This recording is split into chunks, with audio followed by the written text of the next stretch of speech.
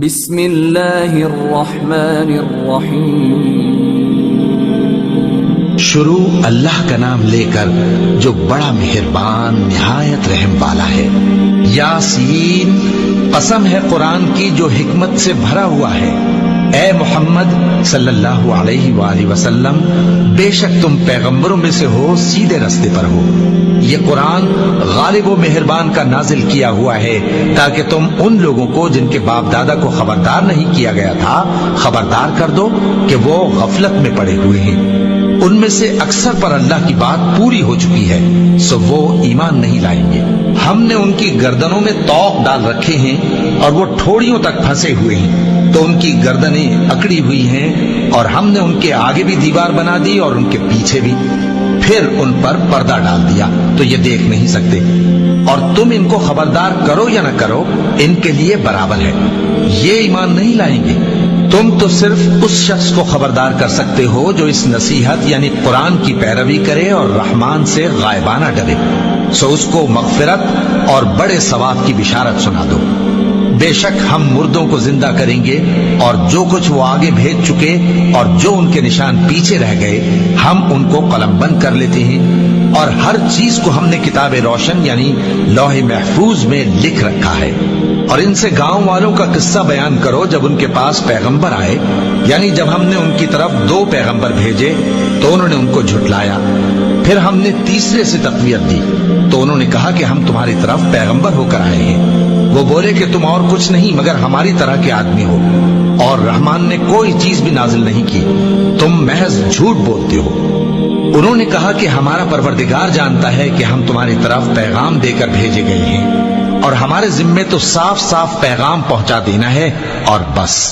وہ بولے کہ ہم تم کو اپنے لیے منحوس سمجھتے ہیں، اگر تم باز نہ آؤ گے تو ہم تمہیں سنسار کر دیں گے، اور تم کو ہم سے دکھ دینے والا عذاب پہنچے گا۔ انہوں نے کہا کہ تمہاری نحوست تمہارے ساتھ ہے، کیا اس لیے کہ تم کو نصیحت کی گئی؟ نہیں، بلکہ تم ایسے لوگ ہو جو حد سے تجاوز کر گئے ہو۔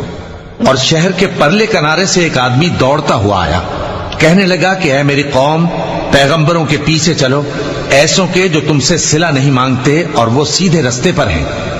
اور میں کیوں اس ذات کی پرستش نہ کروں جس نے مجھے پیدا کیا اور اسی کی طرف تم کو لوٹ کر جانا ہے؟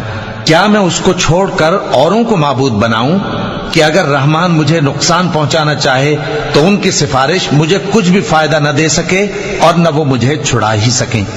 تب تو میں کھلی گمراہی میں پڑ گیا۔ میں تو تمہارے پروردگار پر ایمان لایا ہوں، سو میری بات سن رکھو۔ حکم ہوا کہ بہشت میں داخل ہو جا۔ بولا کاش میری قوم کو پتا چل جائے کہ میرے رب نے مجھے بخش دیا اور مجھے عزت والوں میں شامل کیا، اور ہم نے اس کے بعد اس کی قوم پر کوئی لشکر نہیں اتارا اور نہ ہم اتارنے والے تھے۔ وہ تو صرف ایک چنگھاڑ تھی، سو وہ اس سے ناگہاں بجھ کر رہ گئے۔ بندوں پر افسوس کہ ان کے پاس جب کوئی پیغمبر آتا تو وہ اس سے تمسخر ضرور کرتے۔ کیا انہوں نے نہیں دیکھا کہ ہم نے ان سے پہلے بہت سے لوگوں کو ہلاک کر دیا تھا؟ اب وہ ان کی طرف لوٹ کر نہیں آئیں گے، اور سب کے سب ہمارے روبرو حاضر کیے جائیں گے۔ اور ایک نشانی ان کے لیے زمین مردہ ہے کہ ہم نے اس کو زندہ کیا اور اس میں سے اناج اگایا، پھر یہ اس میں سے کھاتے ہیں، اور اس میں کھجوروں اور انگوروں کے باغ پیدا کیے اور اس میں چشمے جاری کر دیے تاکہ یہ ان باغوں کے پھل کھائیں، اور ان کے ہاتھوں نے تو ان کو نہیں بنایا، تو پھر کیا یہ شکر نہیں کرتے؟ وہ ذات پاک ہے جس نے زمین کی نباتات کے اور خود ان کے اور جن چیزوں کی ان کو خبر نہیں سب کے جوڑے بنائے۔ اور ایک نشانی ان کے لیے رات ہے کہ اس پر سے ہم دن کو کھینچ لیتے ہیں تو اسی وقت ان پر اندھیرا چھا جاتا ہے، اور سورج اپنے مقرر راستے پر چلتا رہتا ہے۔ یہ اس غالب و دانا کا مقرر کیا ہوا اندازہ ہے۔ اور چاند کی بھی ہم نے منزلیں مقرر کر دی، یہاں تک کہ گھٹتے گھٹتے کھجور کی پرانی شاخ کی طرح ہو جاتا ہے۔ نہ تو سورج ہی سے یہ ہو سکتا ہے کہ چاند کو جا پکڑے، اور نہ رات ہی دن سے پہلے آ سکتی ہے، اور سب اپنے اپنے مدار میں تیر رہے ہیں۔ اور ایک نشانی ان کے لیے یہ ہے کہ ہم نے ان کی اولاد کو بھری ہوئی کشتی میں سوار کیا، اور ان کے لیے ویسی ہی اور چیزیں پیدا کی جن پر یہ سوار ہوتے ہیں، اور اگر ہم چاہیں تو ان کو غرق کر دیں، پھر نہ تو ان کا کوئی فریاد رس ہو اور نہ ان کو رہائی ملے۔ مگر یہ ہماری رحمت اور ایک مدت تک کے فائدے ہیں۔ اور جب ان سے کہا جاتا ہے کہ جو تمہارے آگے اور جو تمہارے پیچھے ہے اس سے ڈرو تاکہ تم پر رحم کیا جائے، اور ان کے پاس ان کے پروردگار کی طرف سے کوئی نشانی نہیں آتی مگر اس سے منہ پھیر لیتے ہیں۔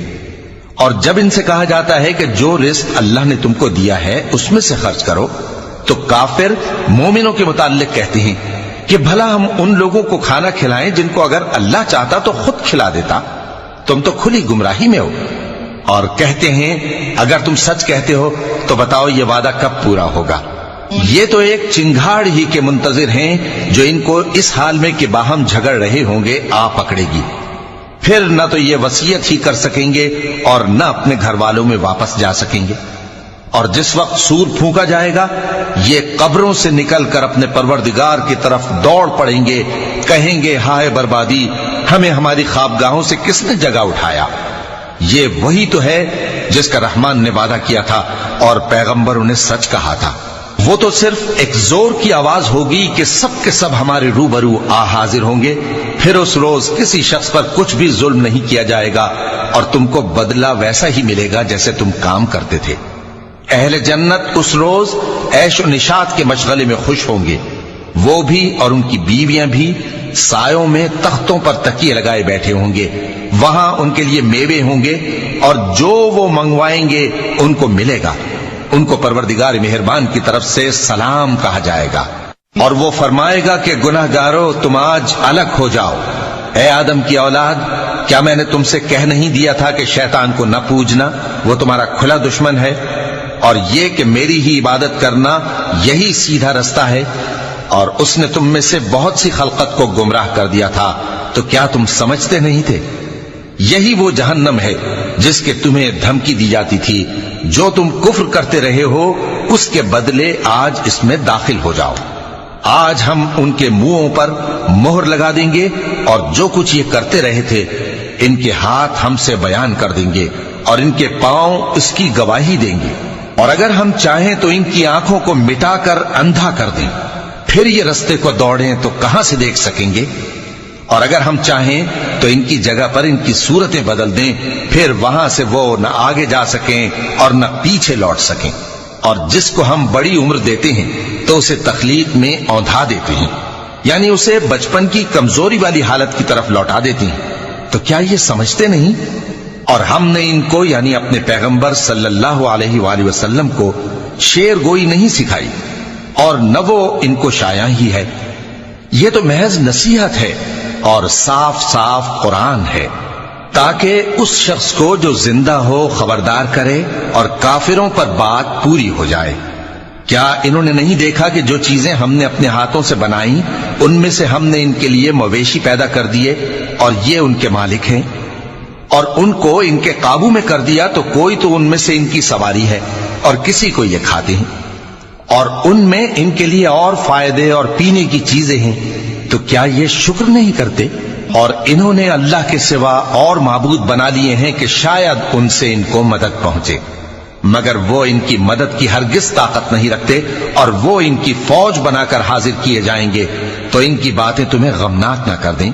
یہ جو کچھ چھپاتے اور جو کچھ ظاہر کرتے ہیں ہمیں سب معلوم ہے۔ کیا انسان نے نہیں دیکھا کہ ہم نے اس کو نطفے سے پیدا کیا، پھر وہ تڑاک پڑاک جھگڑنے لگا اور ہمارے بارے میں مثالیں بیان کرنے لگا اور اپنی پیدائش کو بھول گیا، کہنے لگا کہ جب ہڈیاں بوسیدہ ہو جائیں گی تو ان کو کون زندہ کرے گا؟ کہہ دو کہ ان کو وہ زندہ کرے گا جس نے ان کو پہلی بار پیدا کیا تھا، اور وہ ہر طرح کی تخلیق کو جانتا ہے، وہی جس نے تمہارے لیے سبز درخت سے آگ پیدا کی، پھر تم اس کی ٹہنیوں کو رگڑ کر ان سے آگ نکالتے ہو۔ بھلا جس نے آسمانوں اور زمین کو پیدا کیا، کیا وہ اس بات پر قادر نہیں کہ ان کو پھر ویسے ہی پیدا کر دے؟ کیوں نہیں؟ اور وہ تو سب کچھ پیدا کرنے والا کامل علم والا ہے۔ اس کی شان یہ ہے کہ جب وہ کسی چیز کا ارادہ کرتا ہے تو اس سے فرما دیتا ہے کہ ہو جا، تو وہ ہو جاتی ہے۔ وہ ذات پاک ہے جس کے ہاتھ میں ہر چیز کی حکومت ہے، اور اسی کی طرف تم کو لوٹ کر جانا ہے۔ صدق اللہ العظیم۔